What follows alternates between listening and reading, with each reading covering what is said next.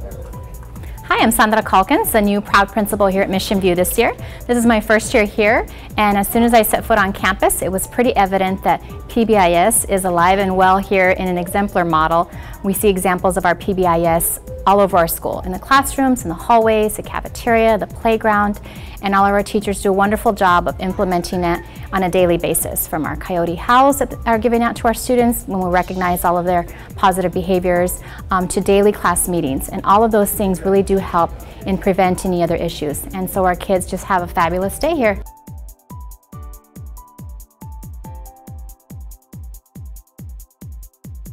Hi, my name is Liz Murrieta Hoover, and I'm currently the MTSS coordinator at Mission View Elementary School. And part of the responsibilities that I do here at Mission View is I teach and empower students in the area of class meetings and restorative practices. Classroom meetings can look very different. At an elementary school, typically a classroom meeting would be centered around a circle in which students are guided for the opportunity to be heard, to be listened to, and also to come up with a problem-solving process. I'm Luis Carbonell, second grade dual language teacher at Mission View Elementary School. We do restorative circles almost every day. From my perspective, it comes out the students will actually wait until a restorative circle to discuss problems. They don't need their problems met right away. So it eases the time during the day. You're not trying to solve problems all day long. It also lets the students know that they can hold anyone in the class or in the school accountable. So if they have a problem, they know that we're here to help them solve it. So we try to provide them a structure in which they have an opportunity to share an emotional hurt, a physical hurt, and come up with a resolution. I started doing classroom circles when I was in second grade. So class meetings are when you make a circle and then you talk about how lunch went and recess, and if you have any problems, solve it. It helps me because when I make mistakes, then I figure out that I should not do that anymore. So that's what helped me become a leader. In part of this class meeting circle, it's really important that students look at one another and have eye contact. It's also important for them not all to be talking at the same time, but to move along either with a talking piece or some sort of structure that lets everyone be heard, whether they were in the problem or not in the problem. The whole concept of the power of bystanders is really important at an elementary level, and also for them to feel that they are empowered to speak up for themselves. I think every adult's goal is for students to feel safe, but it's also the goal for students to be able to solve problems on their own, and ultimately that's kind of what the goal is to provide them a method by which they can be heard, where they're learning from mistakes, and that mistakes are not because you're a bad person, that mistakes are really opportunities to learn.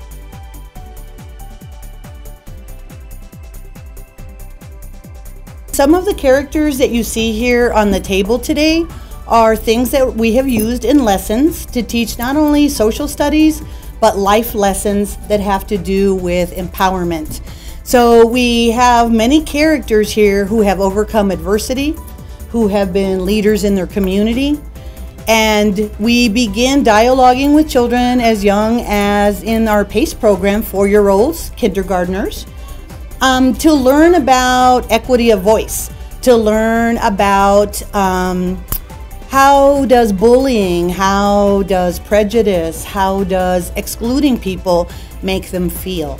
So in that process, in a very simplistic and yet powerful way, we use some of our social justice characters to empower students to be learners of history, learners of that everyone has a story and that no one has a perfect life, but they've utilized their circumstances to move forward in life, to either be leaders, to be organizers, and to be risk takers. And that's partly why we use some of these characters that you see here today. We try to be very thoughtful about the different grade levels so that reflections fall in line with their age group.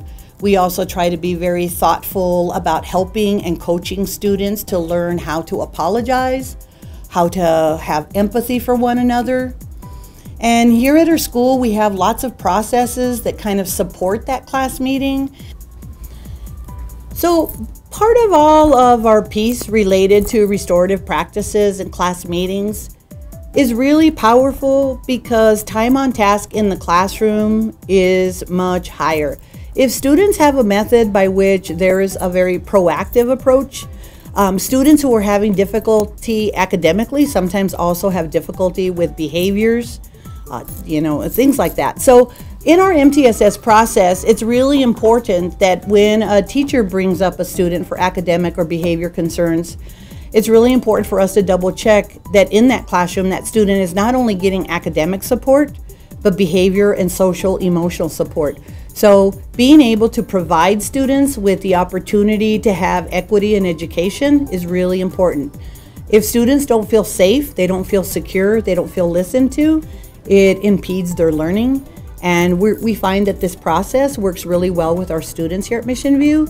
And it's very helpful for many of our MTSS students. We see a great amount of growth in their self-esteem, in their academics. Many adults and parents report to us that a lot of the strategies and tools that they use here for problem solving, they're using at home with siblings, cousins, parents. So we're happy if we have shared some things with you today that you might be able to use.